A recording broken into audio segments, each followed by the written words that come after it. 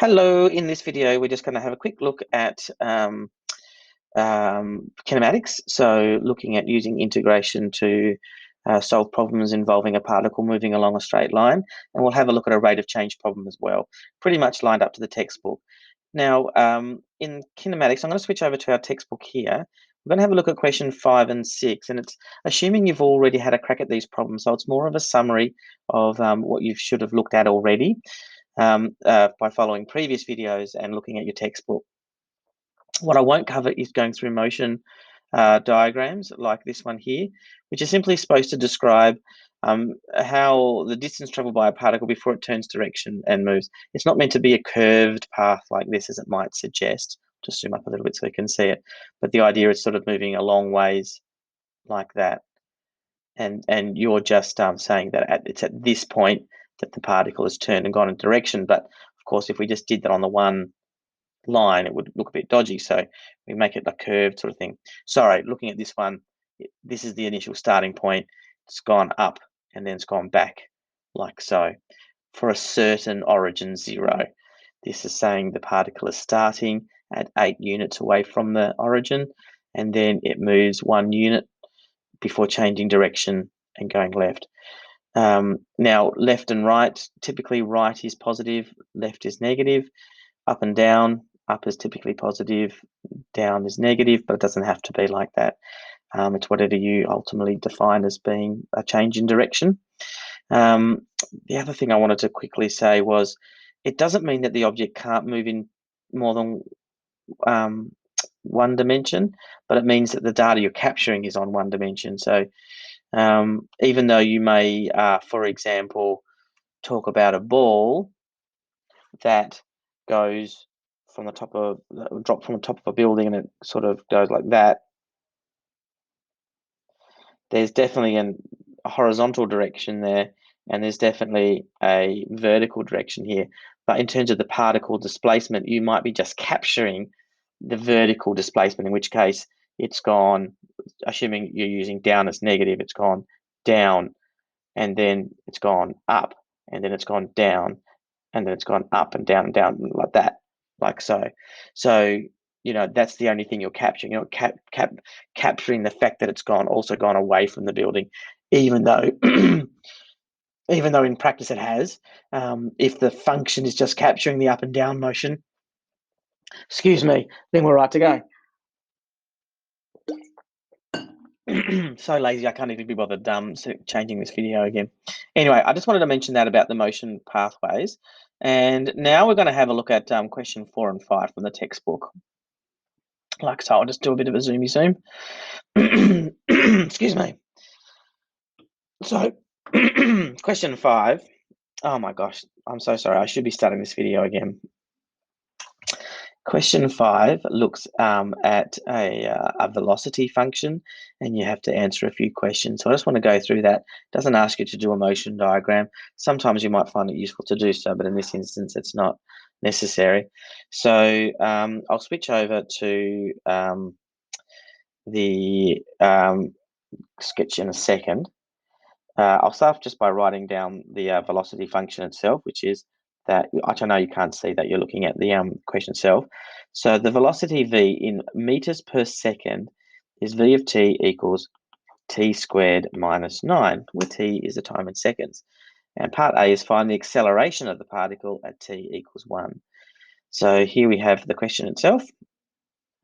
First thing I want to point out is that you do need to have some fundamental understanding of the relationship that the displacement function s of t, its derivative is the velocity function v of t, and its derivative, the acceleration function, is a of t.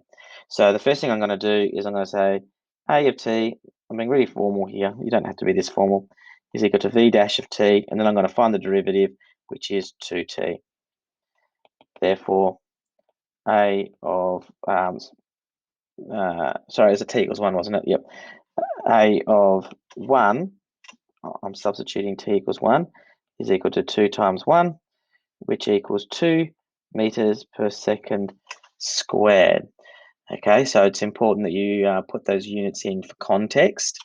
You may or may not get pinged on it in the in an exam, but it's always good communication to put your units in so that you can demonstrate, you know what you're talking about. The acceleration is meters per second or meters per second squared.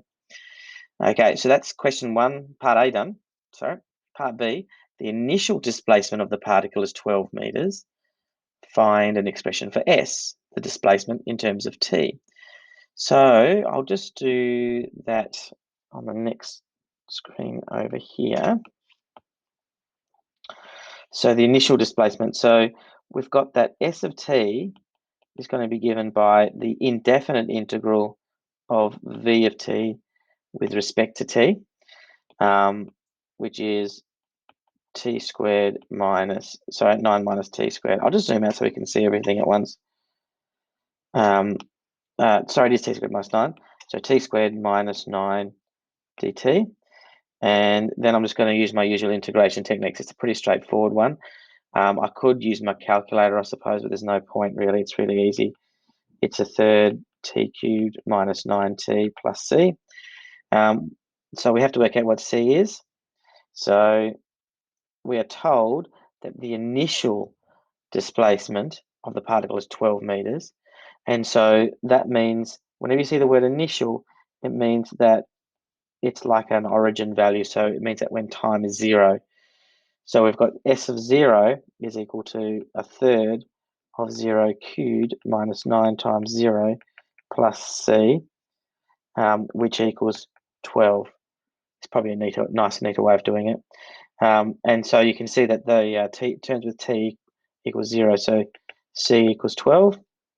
And that means, and I'll just scroll up a bit on my screen here, and that means that the displacement function is equal to a third t cubed minus 9t plus 12. Good. So is that done? The last thing is to find the distance traveled between times 2 seconds and 8 seconds. This is going to be a GDC question. It's a calculator question. You could do it longhand. It's just more convenient to do it via the GDC. I'll explain what you do longhand in a second because I think it's important to point out. But nevertheless, this is a longhand question. So, a calculator question. So part C will be that the distance, like so, is going to be the integral from 2 to 8. So it's a definite integral of the absolute value of t squared minus 9 with respect to t. Okay, so it's really important that we look at the absolute value. So on your calculator, you can see I've done this before just so you can, but I'll do it from scratch. So I'll go to my symbols here. I'll put in an integration, put in my boundary. So it's from 2 to 8. In here, I'll put in my integral sign and then put my function in. No need for brackets because the integral sign will take care of that for us, t squared minus 9. And then I have to say what I'm integrating with respect to. It's t, so put dt in, press return, and it's 119.333. So that's equal to 119.3, maybe 3 recurring, probably is. Or it's approximately equal to 119 meters to 3 significant figures. So I'll just show you what it looks like on my working out there. So there it is there. That's by GDC. Doesn't hurt to put your reasoning in there by GDC, which is approximately equal to 119 meters traveled. And that's basically it for question 4. Now, question 5, I want to show you, but I don't actually necessarily want to solve it for you. It's a non-calculator question. So the velocity v is given by this. Okay, it's not defined. This is a piecewise function. It's actually a function made up of a few straight lines, so you're not going to be able to work out a function. Find the acceleration when t is equal to 3, and so on. So acceleration will be the gradient of the velocity function, which is what we've been given. So you would say when t equals 3, it must be the gradient of this line here. So you'd work out that using your usual y2 minus y1 over x2 minus x1, and that will give you the acceleration. Then says write down the time intervals on which the particle is traveling to the right. So you would just need to decide, I won't give it away, but decide which parts of this. We've got the particle having changed direction. And the last one is find the total distance traveled. And this is where I kind of wanted to finish off with here. First of all, just to say that we know that the integral of the velocity function is the displacement function, so that's okay. And we know that integral is area under the curve. So first of all, I just wanted to point out that it kind of makes sense from a logical perspective that area under the curve would give us displacement or distance, because if you've got meters per second, that's m over s, and then you multiply it by, so that's the vertical, and you multiply it by the horizontal, which is s, the seconds, kind of the per seconds and the seconds cancel out, and you're left with just the meters. So that kind of makes sense that it would give you displacement or distance. And for reasons that have gone through before, we are looking at, for distance as opposed to displacement, we're looking at the absolute area, absolute value of the area, as opposed to a signed area. So what I wanted to point out here is that in the absence of a function, please don't forget your basic calculations. We know that the total distance traveled from 0 to 16 is going to be worked out from the integral. We know that the integral is the area, and we know that for distance we ignore the sign, so the absolute value. So we've got here a triangle, so we can say base of 2 times height of 4. Then we've got another triangle here. We can see that we've got a height here of 4, and we've got a base of what, 8. And then here, this shape is pretty common too. It's a trapezium, and the trapezium area is add the parallel sides together, multiply it by the height, and divide by 2. So you can effectively work out the distance without working out a formula by just using your geometric formulas for the area of those 3 shapes. So just a reminder of that. The other thing I wanted to point out, I'll just see if I can find a question which will give it to me a bit more neatly. Yeah, maybe this kind of is that when we look at the definite, if we did have a function, and let's just say it's not a very good example of it. You can imagine if this was a cubic maybe, and you had to work out, and you didn't have your graphics display calculator. Remember that you can break down an integral into parts.